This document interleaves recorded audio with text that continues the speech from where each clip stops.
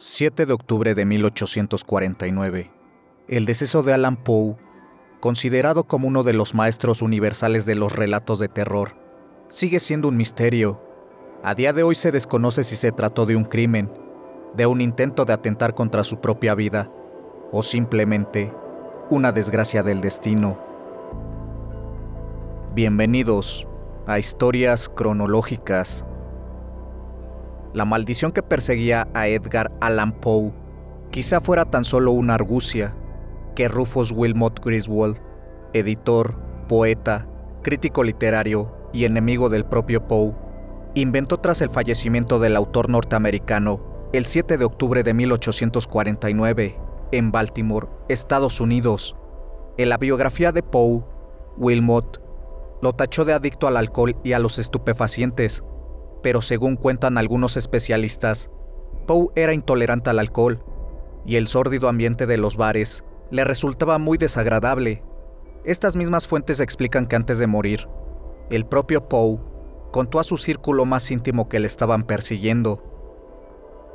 Edgar Allan Poe nació en Boston el 19 de enero de 1809 y, como cuenta la tradición popular, lo hizo con muy mala estrella. Era hijo de unos malos actores de teatro. Quedó huérfano antes de cumplir los 3 años de edad.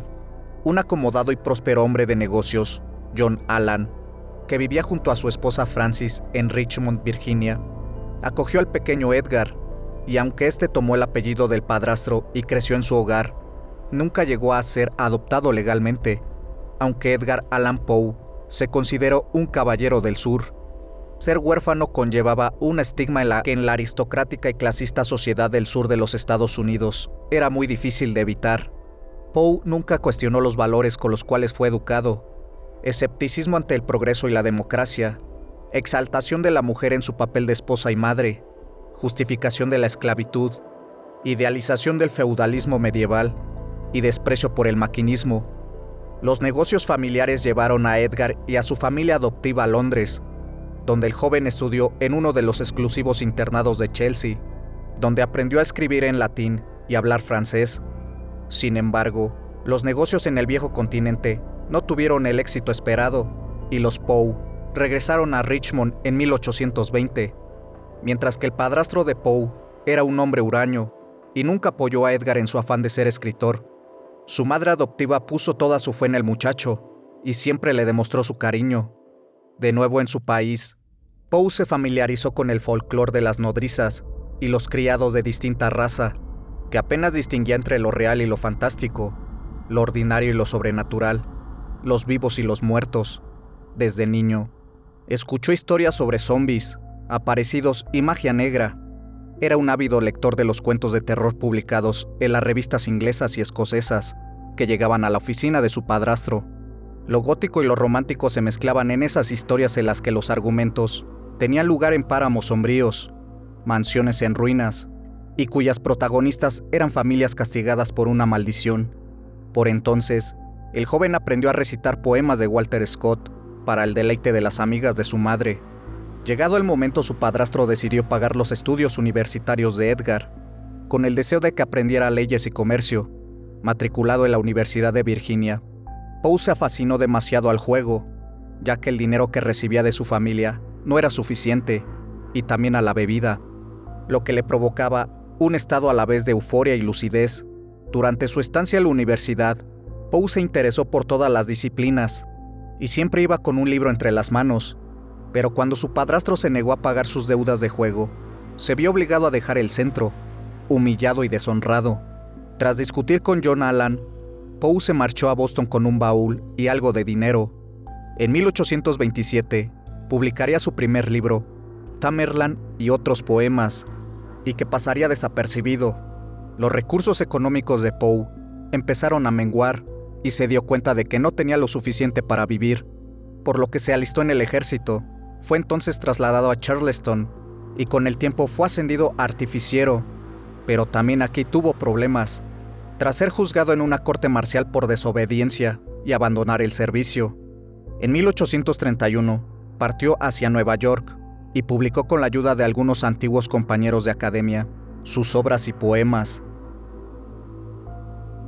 En 1833, Poe ganó un premio de $50 por la obra manuscrito hallado en una botella, y gracias a la ayuda de un acaudalado caballero llamado John Pendleton Kennedy, consiguió trabajo como redactor en el periódico Southern Baltimore Messenger, donde pudo publicar diversas narraciones y poemas bajo su dirección.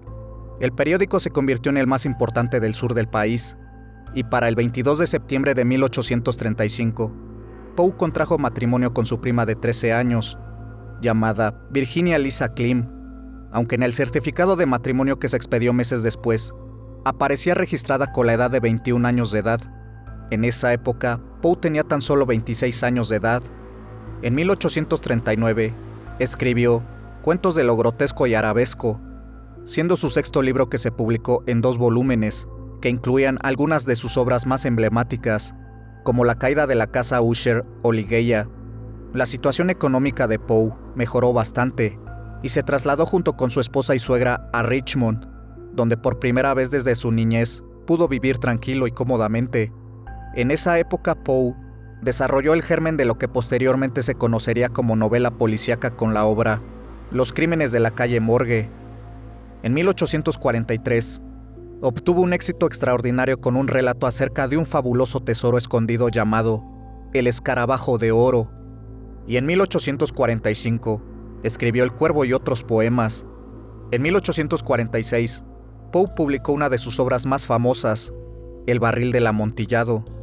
El 30 de enero de 1847, su esposa Virginia murió a causa de la tuberculosis, y según cuentan los amigos de Poe, este siguió todo el cortejo funerario ataviado con su vieja capa de cadete, una prenda que durante meses había sido la única ropa de abrigo que había tenido sobre la cama de Virginia.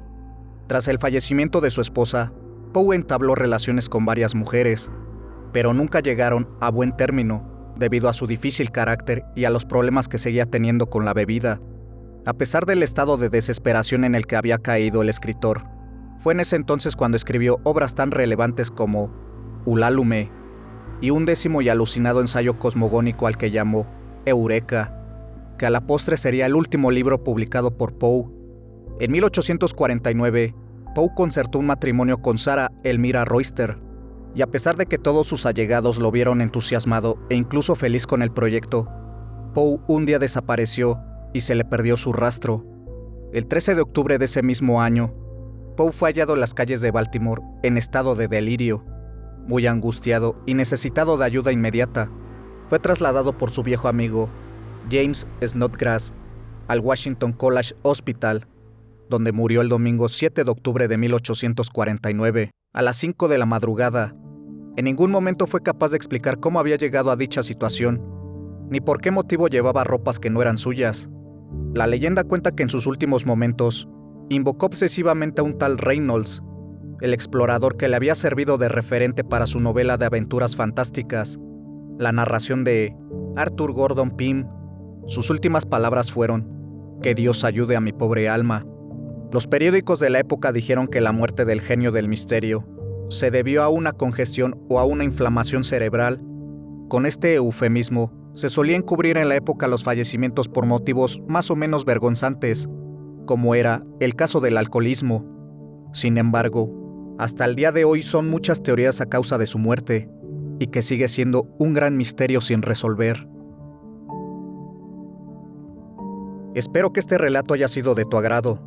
Como cada semana podrán escuchar y ver una nueva historia. Comparte el video y activa la campana de notificaciones para que no te pierdas de estos casos criminales, leyendas o historias. Y si no estás suscrito, te hago la cordial invitación a que lo hagas. Esto es Historias Cronológicas. Hasta la próxima emisión. Buenas noches.